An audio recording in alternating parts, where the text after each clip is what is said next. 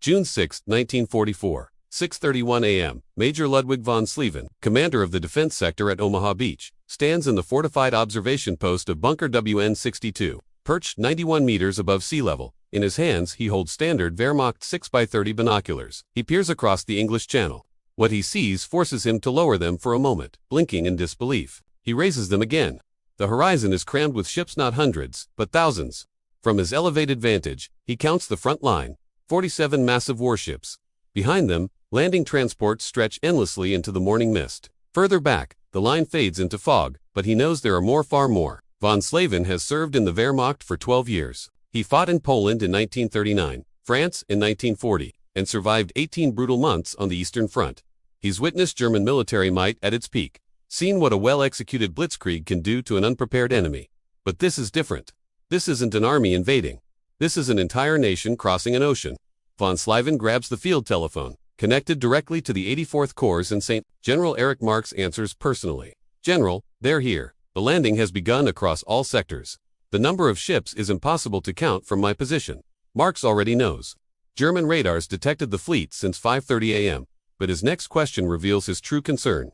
How many landing transports can you count? Von Schlieben scans again through the binoculars, tallying the LCI landing craft infantry approaching his sector. 1, 2, 5, 10, 20. He stops. Too many. General, over 200 in my sector alone. And more keep coming. There's a 3-second silence on the line. Then Marcks says something etched into German war reports. "Ludwig, remember when they told us the Americans were industrially inferior? I think someone lied." Von Schlieben doesn't reply. There's nothing to say. The facts fill the visible horizon. What he and Marcks grasp in that instant is what the German High Command had systematically denied for 3 years. America had just entered the war. It had transformed its entire economy into a relentless war machine operating at full throttle around the clock. The numbers prove it. For Operation Overlord, the Allies, led by the United States, assembled exactly 6,939 ships, not an estimate, but the precise count from Supreme Headquarters, Allied Expeditionary Force, records. Of those, 1,213 were warships, battleships, cruisers, destroyers. 4,126 were landing craft, LSTs, LC is LCTs. 736 were support vessels. 864 were merchant ships. In comparison, the entire Kriegsmarine in June 1944 had about 400 operational ships across all theaters. The Allies brought 17 times that to an 80-kilometer stretch of coast. But ships are just the start. By 7:15 a.m., Lieutenant Colonel Friedrich Siegelmann, Chief of Staff for the 352nd Infantry Division, is at Divisional HQ in Litry, 12 kilometers inland. He's receiving initial casualty reports from coastal defenses. The figures don't add up. WN-62, Von Schliben's bunker, 45% firepower destroyed in 90 minutes. WN-65, naval bombardment wiped out 60% of positions. WN-68, MG-42, machine gun nest obliterated by direct cruiser fire. Siegelmann stares at the wall map, marking all German defensive positions along Omaha Beach. 12 major struggle points, each with reinforced concrete bunkers, barbed wire, mines, and interlocking fields of fire, designed by Field Marshal Rommel himself. Rommel had declared in March 1944, the first 24 hours of the invasion will be decisive. For the Allies, it will be the longest day. Siegelmann is realizing Rommel was right, but not as intended. The longest day won't be for the Allies, it will be for Germany. What's dismantling the defenses isn't mere quantity. It's precision coordinated on an industrial scale.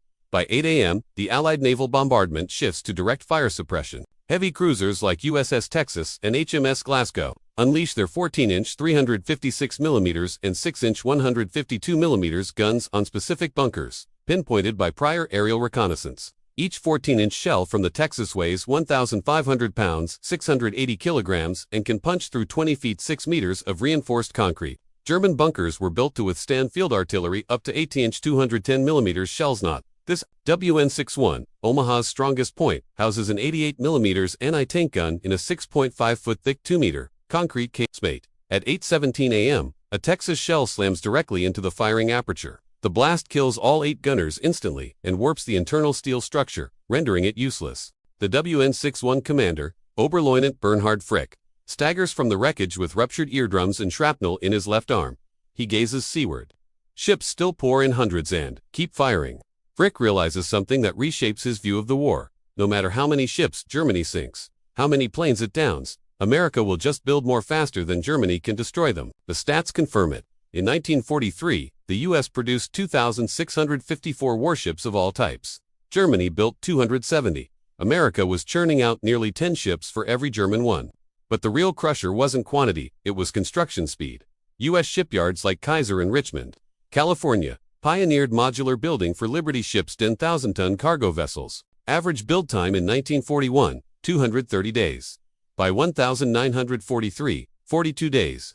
On September 27, 1942, as a capability demo, they assembled the SS Robert E. Peary in 4 days, 15 hours, and 29 minutes from keel-laying to fully functional launch. Germany averaged 18 months for a Narvik-class destroyer. This wasn't industrial superiority. It was a paradigm shift. By 10:30 a.m., General Marcks receives a report from Army Group B, under Rommel's direct command. It demands a tactical assessment of Normandy.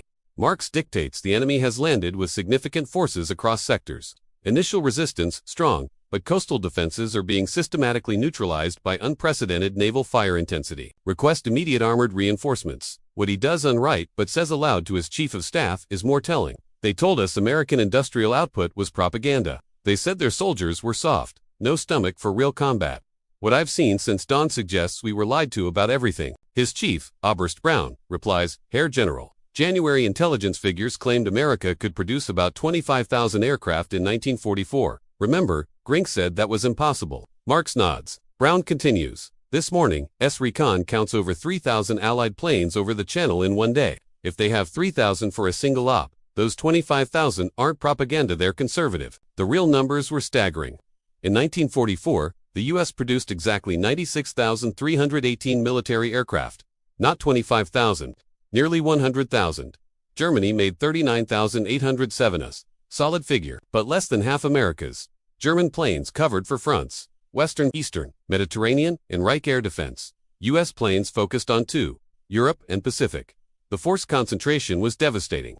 But what truly shocked German officers wasn't aircraft quantity, was the logistics keeping them airborne. By 2 p.m., Major von Schlieben watches from his now partially ruined bunker as landing craft keep arriving. He's tracked waves for 7 hours. First wave, 6:30 to 7:30 a.m. Second, 7:45 to 8:30 a.m. Third, 8:45 a.m. onward. Waves cycle every 30 to 45 minutes, a continuous rotation.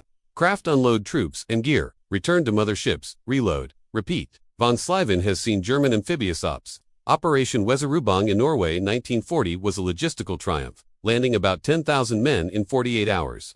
The Allies are landing 156,000 in Normandy's first 24 hours alone. By June 11, 5 days in, they'd offload 326,000 men, 54,000 vehicles, and 104,000 tons of supplies. What impresses von Schlieben most isn't troop numbers, it's their gear. At 3:20 p.m., a forward observation post near Colville-sur-Mer reports, American armor confirmed on beach. Identified as M4 Sherman's, initial count, 47 tanks visible. Von Schlieben knows, intel on the Sherman. High command called it mediocre weak armor, 75mm gun, inferior to the Tiger S88mm KWK-36. The Sherman was untactically superior to top German tanks, but here are 47 in one sector on day one. Germany produced about 19,000 tanks and armored vehicles of all types in 1944. The U.S. made 17,565 M4 Shermans alone that year, plus 27,000 other armored vehicles. The key difference, when a Sherman was lost, America sent another and another. German tanks excelled in one-on-one duels, but couldn't be everywhere. Shermans could. By 6 p.m., Marcks gets the call he's awaited and dreaded from Field Marshal Rommel, just arrived from Germany after visiting his wife for her birthday. Erich, tell me honestly, can we stop this? Marcks is blunt, Herr Field Marshal. If our panzer divisions were positioned this morning, perhaps, but now they're landing faster than we can counter. Every hour, their beachhead strengthens. And ships keep bringing more. Rommel is silent for 5 seconds. Then, I knew they had industrial capacity. What I didn't grasp is they turn it all into one hammer and smash us with it. This isn't war, it's mass production applied to battle. That's the epiphany. What German officers realized on DA Day was unto America's better soldiers. Germans crafted masterpieces like the Tiger I, 88mm, gun destroying any Allied tank at 2 kilometers, requiring 300,000 man-hours each. 3 months later, September 25, 1944, Major Ludwig von Schlieben is captured by U.S. troops in the Battle of Cherbourg. Allied intelligence interrogates him. When did you know Germany would lose? His answer is instant. June 6, 1944. 6:31 a.m. When I looked through my binoculars and saw the horizon filled with ships. That's when I knew we weren't fighting an army. We were fighting an entire economy, and an economy always beats an army. D-Day wasn't won solely on Normandy's beach. It was forged in Detroit factories, California shipyards, Illinois assembly lines, Texas refineries, by workers who never held rifles but produced 300,000 aircraft, 2.7 million machine guns, 41 billion rounds of ammo. German officers were superb professionals, but no tactical brilliance overcomes an FO replacing losses 5 times faster than inflicted. What they learned in Normandy was modern industrial war's harshest lesson. When a nation turns its full economy into a war machine, the result isn't a bigger army, it's an unstoppable force.